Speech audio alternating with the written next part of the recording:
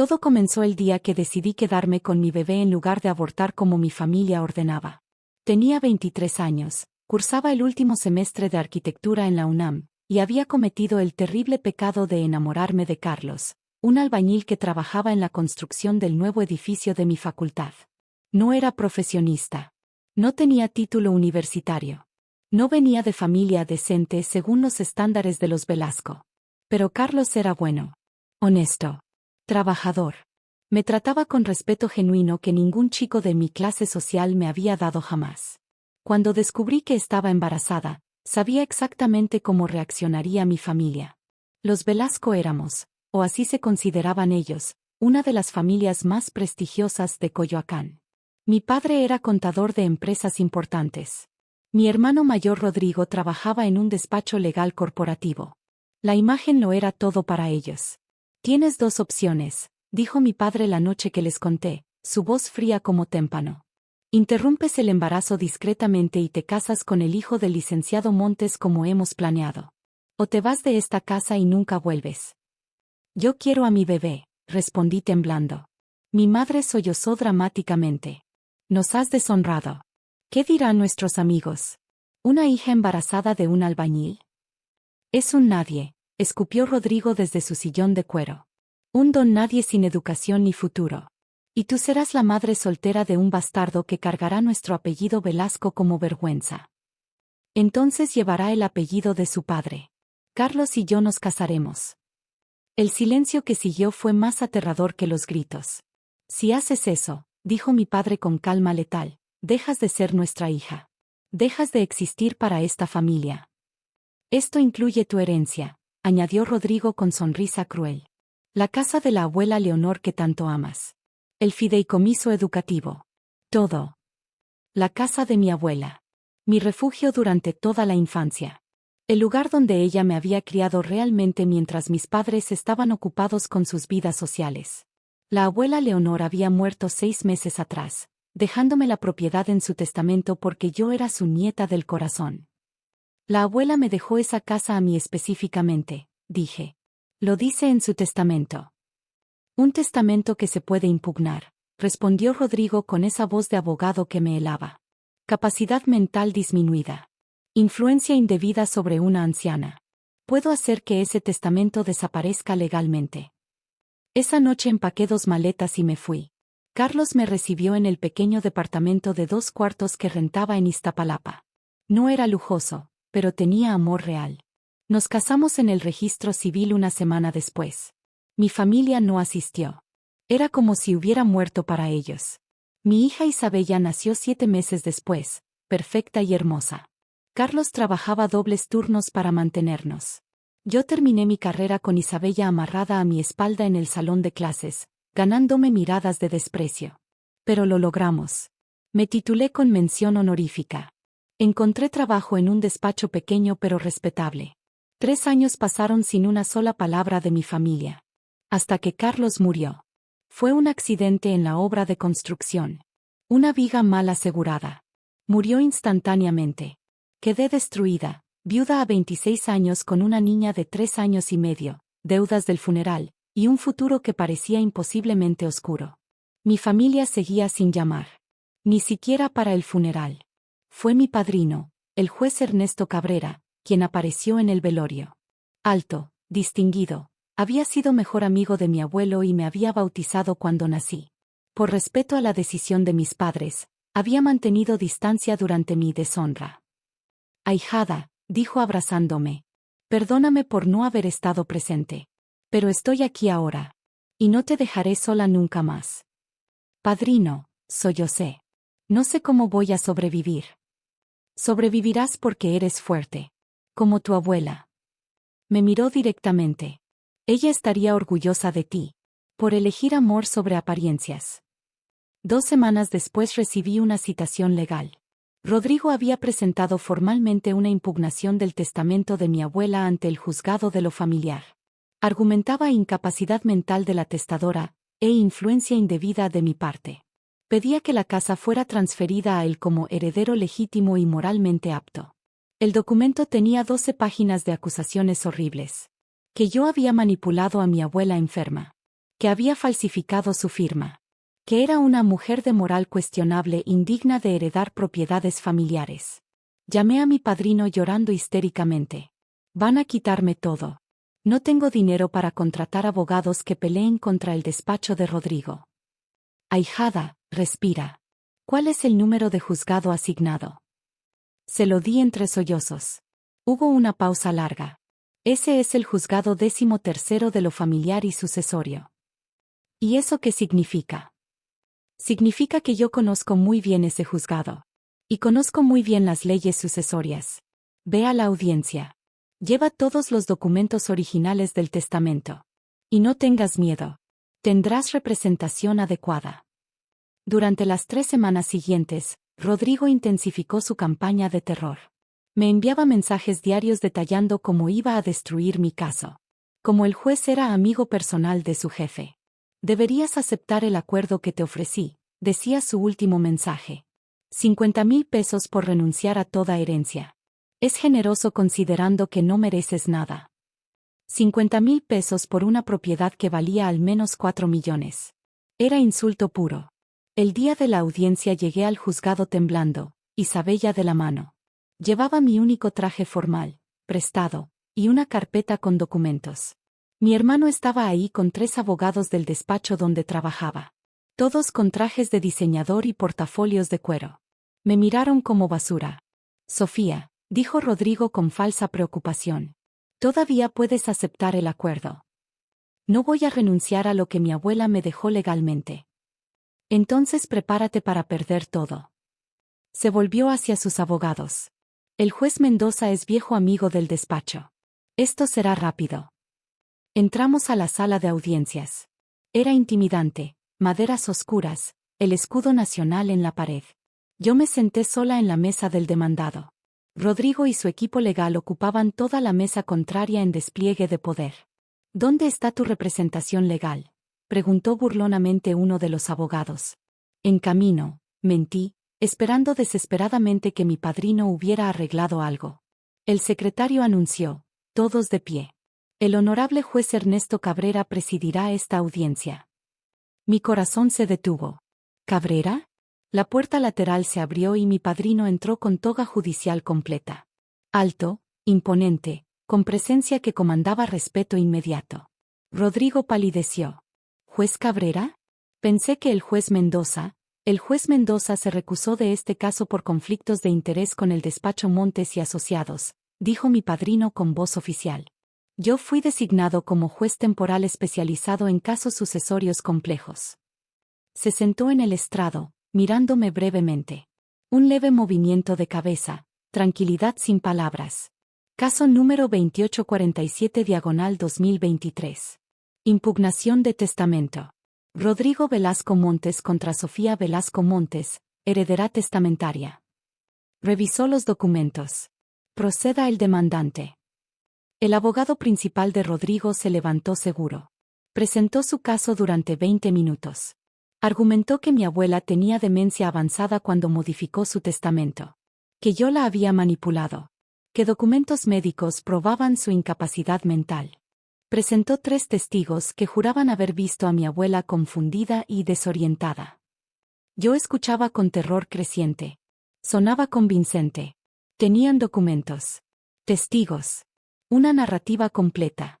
Algo más, agregó el abogado. Argumentamos que la beneficiaria demostró falta de juicio moral al embarazarse fuera de matrimonio de un hombre de clase inferior, deshonrando el nombre familiar que la testadora valoraba.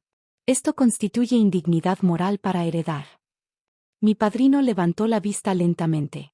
Acaba de argumentar que una mujer es moralmente indigna de heredar porque eligió tener un hijo y casarse con un hombre trabajador. El abogado titubeó ante el tono helado. Argumentamos que sus decisiones demostraron falta de valores. Anotado. Continúe. Cuando el abogado terminó, se sentó con sonrisa satisfecha. ¿La demandada desea presentar defensa?, preguntó mi padrino. Me levanté temblando. No tengo abogado, su señoría. Pero tengo el testamento original de mi abuela. Y cartas que ella me escribió. Videos caseros. Prueba de que estaba completamente lúcida. Permítame ver el testamento original. Se lo entregué. Lo examinó cuidadosamente durante minutos de silencio tenso. Este testamento fue redactado por el notario público número 47 con fecha 15 de marzo de 2020. 3 años antes del fallecimiento de la señora Leonor Velasco. Miró al abogado de Rodrigo. Los certificados médicos que usted presentó son de enero de 2023, 2 meses antes de su muerte. ¿Está argumentando que ella estaba demente 3 años antes de esos diagnósticos? El abogado se removió incómodo. Argumentamos un patrón de deterioro. Un patrón no documentado médicamente hasta 3 años después. Mi padrino revisó más papeles. Y veo que el testamento incluye declaración de la testadora indicando que está en pleno uso de mis facultades mentales, y consultó con su médico, el doctor Ramírez, quien certificó su capacidad mental. ¿Tiene el certificado del doctor Ramírez impugnando esto? El doctor Ramírez falleció. Conveniente. Mi padrino miró a Rodrigo. Señor Rodrigo Velasco, ¿usted visitaba frecuentemente a su abuela durante sus últimos 3 años de vida? Rodrigo se levantó. Estaba ocupado con mi trabajo, su señoría. ¿Cuántas veces la visitó en esos 3 años? ¿Asistió a su cumpleaños 85? No pude, tenía un caso importante. Su cumpleaños 86. Estaba de viaje. Su cumpleaños 87, 3 meses antes de su muerte. Rodrigo apretó los labios. No. Mi padrino se volvió hacia mí. Señorita Sofía, ¿usted visitaba a su abuela? Me levanté con lágrimas. Todos los domingos, su señoría. Desde que tenía memoria hasta el día que murió. Incluso después de que mi familia me desheredó. Especialmente entonces. Mi abuela me apoyó. ¿Tiene prueba de estas visitas? Saqué mi teléfono con manos temblorosas. Tengo cientos de fotos. Videos. Mi abuela grababa mensajes para Isabella. Hasta 2 semanas antes de morir. Muéstreme uno. Con dedos torpes, abrí un video de 6 meses antes de su muerte. Mi abuela aparecía en su jardín, Isabella en su regazo. Mi pequeña Isabella, decía mi abuela, su voz débil pero clara. Cuando seas grande, quiero que sepas que tu madre es la persona más valiente que conozco. Eligió amor verdadero sobre dinero falso. Eso es honor real. Miró a la cámara. Y quiero que Rodrigo y toda mi familia sepan que dejé mi casa a Sofía porque ella fue la única que me amó sin condiciones. La única que vino cuando estaba enferma. La única que merece llevar el apellido Velasco con dignidad. El silencio en la sala era absoluto. Mi padrino detuvo el video. Este video está fechado 6 meses antes de su fallecimiento. La señora Leonor se ve completamente lúcida. Sus palabras son claras y específicas. Miró al abogado. ¿Tiene evidencia que contradiga esta lucidez mental documentada? Necesitaríamos analizar el video para autenticidad. El video tiene metadata verificable. Puedo ordenar análisis forense si insiste, pero retrasará el caso 6 meses. ¿Desea esperar? El abogado miró a Rodrigo, quien negó furiosamente. Entonces procederemos. Mi padrino se reclinó. Basándome en la evidencia, encuentro que 1. El testamento original cumple todos los requisitos legales. 2. La testadora estaba en pleno uso de sus facultades mentales, como demuestran videos fechados. 3. La beneficiaria Sofía Velasco visitó y cuidó a la testadora consistentemente, mientras el demandante no puede demostrar contacto regular. 4. El argumento de indignidad moral es legalmente inválido y discriminatorio. Una mujer no pierde derechos hereditarios por decisiones reproductivas personales. Hizo una pausa, mirando directamente a Rodrigo. Pero hay más. Durante mi investigación preliminar, descubrí algo interesante. Sacó un folder nuevo. Hace 8 meses, el señor Rodrigo Velasco presentó documentos ante el registro público intentando registrar la casa a su nombre, usando una copia falsificada del acta de defunción que mostraba fecha de muerte 3 meses antes de la real. Rodrigo se puso blanco. Esto constituye intento de fraude inmobiliario, falsificación de documentos oficiales, y despojo. Crímenes federales. Mi padrino hizo una seña. 2 oficiales judiciales entraron. ¿Qué está pasando?, tartamudeó Rodrigo. Oficiales, Arresten al señor Rodrigo Velasco por intento de fraude inmobiliario. La fiscalía fue notificada. Los oficiales se acercaron a Rodrigo, quien miraba a sus abogados con pánico. Los abogados empacaban apresuradamente, distanciándose del cliente criminal. «Esto es abuso de autoridad», gritó Rodrigo mientras le ponían esposas. «Usted es su padrino. Hay conflicto de interés». «Presenté declaración completa de mi relación con la demandada antes de aceptar el caso», dijo mi padrino con calma helada. «Está documentada legalmente. Me ofrecía recusarme, pero dado que el juez originalmente asignado tenía relaciones financieras con su despacho, eso sí es conflicto de interés, se determinó que yo era el juez más neutral disponible». Rodrigo fue sacado gritando amenazas. Mi padrino continuó: «Respecto al caso principal, la impugnación es rechazada completamente. El testamento de la señora Leonor Velasco es válido y será ejecutado como está escrito. La propiedad ubicada en calle Morelos 847, Coyoacán, es legalmente propiedad de la señorita Sofía Velasco Montes». Golpeó el mazo. «Además, ordeno que el demandante pague todas las costas judiciales, más indemnización de 200,000 pesos por daño moral causado por litigio malicioso». Caso cerrado. Señorita Velasco, los documentos de transferencia estarán listos en 48 horas. La casa es suya sin restricciones. No pude contener las lágrimas. Isabella corrió hacia mí desde los asientos. «Mami está bien. Mami está perfecta, amor», dije abrazándola. Cuando la sala se vació, mi padrino se quitó la toga y bajó del estrado. Ya no era el juez imponente, era el padrino Ernesto que me había enseñado a andar en bicicleta. «Ahijada», dijo simplemente. Me lancé a sus brazos llorando. «Gracias, padrino.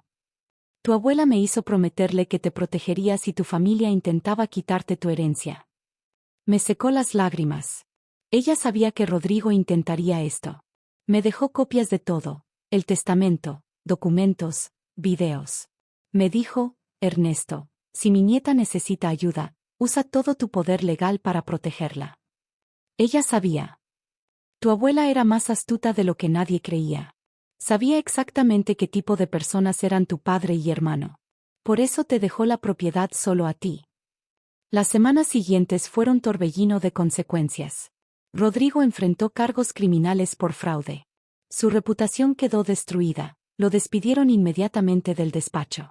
La investigación reveló que había intentado el mismo esquema con 2 clientes ancianos, falsificando documentos para apropiarse de propiedades. Los cargos se multiplicaron. Mis padres finalmente me llamaron, no para disculparse, sino para pedir que perdonara a Rodrigo y retirara los cargos. «Está destruyendo el nombre familiar», lloró mi madre. «Él destruyó el nombre familiar cuando decidió ser criminal», respondí con calma. «Yo solo defendí lo que legalmente me pertenecía». «Pero es tu hermano». Mi hermano me llamó indigna. Me dejó en la calle. Intentó robarme mi herencia. Ustedes me abandonaron cuando más los necesitaba. Respiré profundo. Ahora están cosechando las consecuencias de criar a un hijo que cree que las reglas no aplican para él. Colgué.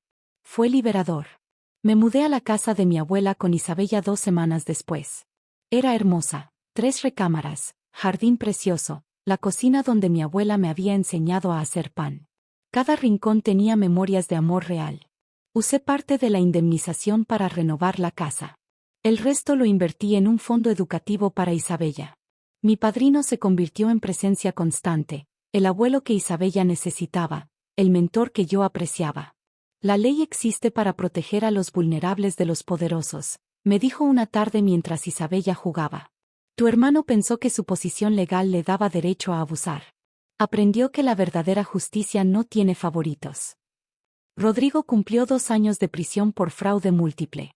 Su licencia de abogado fue revocada permanentemente. Salió quebrado, trabajando en ventas, evitando cualquier carrera legal. Mis padres intentaron reconciliación superficial meses después, pero era tarde. El daño era permanente. Ellos habían elegido apariencias sobre amor. Yo había aprendido que las consecuencias de esas elecciones son irreversibles. Mantuvimos contacto mínimo, tarjetas en Navidad, llamadas corteses. Pero nunca volvimos a ser familia real.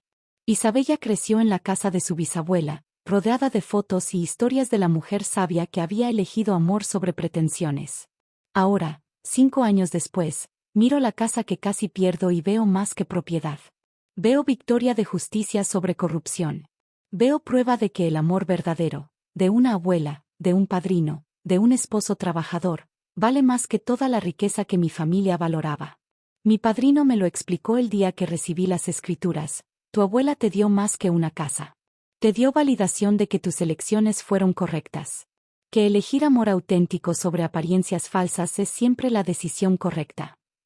Y cuando usaste tu poder legal para protegerme, añadí, me enseñaste que la autoridad debe servir a la justicia, no al privilegio.